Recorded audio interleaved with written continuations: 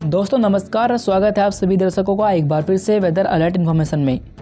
तो जैसा कि दोस्तों हमने कल वीडियो में बताया था कि उत्तर भारत और मध्य भारत के हिस्सों पर मौसम बदलेगा। तो आज 26 फरवरी है और आप देख सकते हैं कि इन भागों पर तमाम इलाके पे उत्तर भारत के और साथ ही मध्य भारत इन भागों पर बादल छाए हुए हैं। और ये जो क्लाउड आपको दिखाई दे रहे हैं ये हाई क्लाउड है, जिनसे बारिश तो नहीं होती पर लेकिन ये धूप के प्रभाव को कम करते हैं।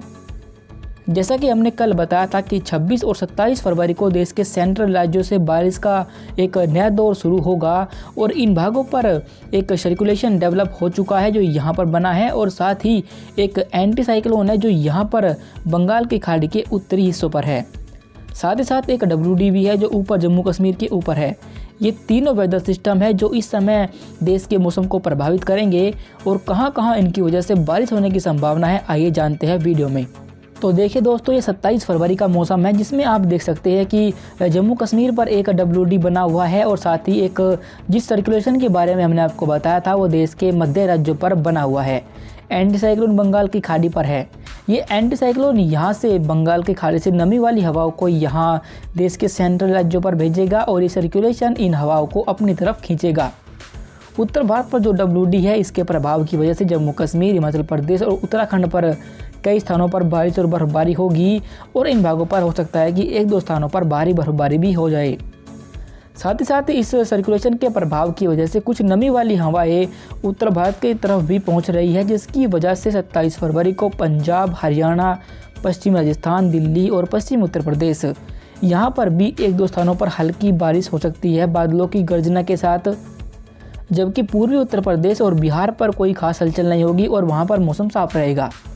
इस सर्कुलेशन के प्रभाव की वजह से देश के सेंट्रल राज्यों पर मौसम में काफ़ी बदलाव आपको देखने को मिलेगा और 27 फरवरी को मध्य प्रदेश, छत्तीसगढ़, विदर्भ और साथ ही हमारे मध्य महाराष्ट्र और इसके साथ उड़ीसा के कुछ हिस्से इन भागों पर कई स्थानों पर मौसम बदलेगा और यहाँ पर आपको कई स्थानों पर 27 फरवरी को बारिश देखने को मिलेगी।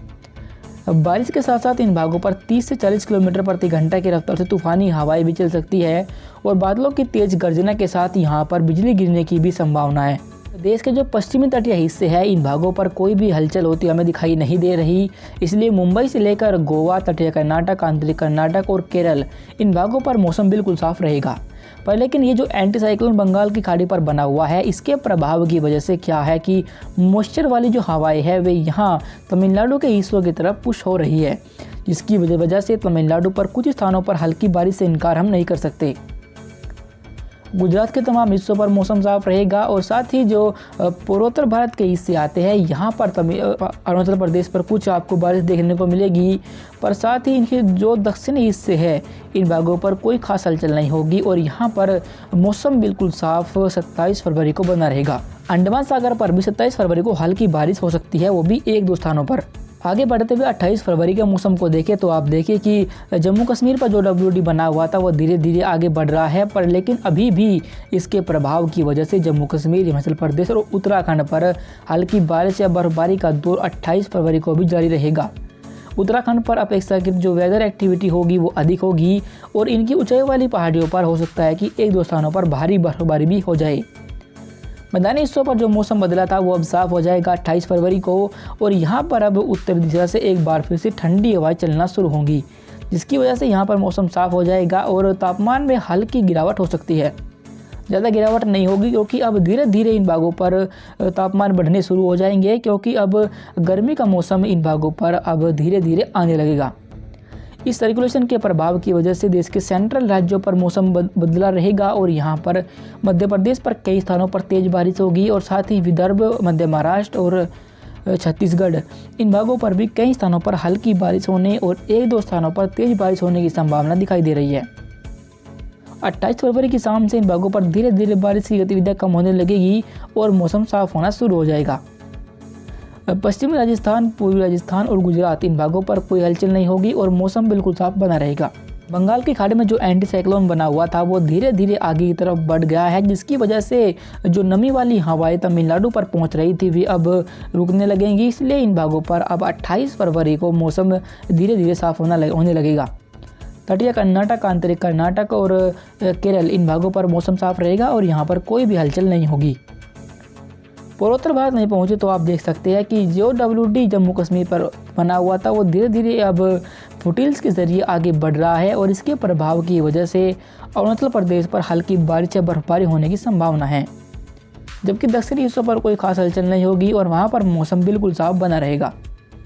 अंडमान सागर पर भी कोई हलचल नहीं होगी और यहाँ भी मौसम साफ रहने की संभावना हमें 28 फरवरी को दिखाई दे रही है। 29 फरवरी के मौसम को देखें तो आप देखें कि जो WD जम्मू कश्मीर के ऊपर बना हुआ था वो आगे मूव कर गया है, पर लेकिन एक नया और स्ट्रॉन्ग WD एक बार फिर से जम्मू कश्मीर की तरफ आगे बढ़ने लगा है। ये सिस्टम इस समय पाकिस्तान और उससे जो अफगानिस्तान के हिस्से है यहाँ पर बना हुआ है और ये 1 मार्च से मौसम को प्रभावित करना शुरू करेगा और 1 मार्च से लेकर 4 मार्च के बीच इसके प्रभाव की वजह से पहाड़ी राज्यों पर काफ़ी भारी बर्फबारी होगी। साथ ही मैदानी हिस्सों पर एक बार फिर से ज़ोरदार बारिश होने की संभावना दिखाई दे रही है। ये सिस्टम भी पहले वाले सिस्टम की तरह काफ़ी ज़्यादा इंटेंस रहेगा और सीधे तौर पर जम्मू कश्मीर के हिस्सों को हिट करेगा। इसके बारे में हम आपको लगातार अपडेट करते रहेंगे। अभी 29 फरवरी को देखिए कि जम्मू कश्मीर पर हल्की बारिश और बर्फबारी होगी, पर लेकिन जो हिमाचल प्रदेश, उत्तराखंड और साथ ही मैदानी हिस्सों पर बारिश हो रही थी वो बिल्कुल रुक जाएगी और यहाँ पर अब लगातार उत्तर दिशा से चलने वाली हवाओं का प्रभाव बढ़ेगा, जिसकी वजह से यहाँ पर मौसम साफ़ हो जाएगा। पर लेकिन ये ब्रेक सिर्फ छोटा सा ही रहेगा और जब ये WD आगे आएगा तो एक बार फिर से इन भागों पर मौसम बदलना शुरू हो जाएगा। जो सर्कुलेशन यहाँ सेंट्रल राज्यों पर बना हुआ था वो अब कमज़ोर हो गया है और निष्प्रभावी हो गया है,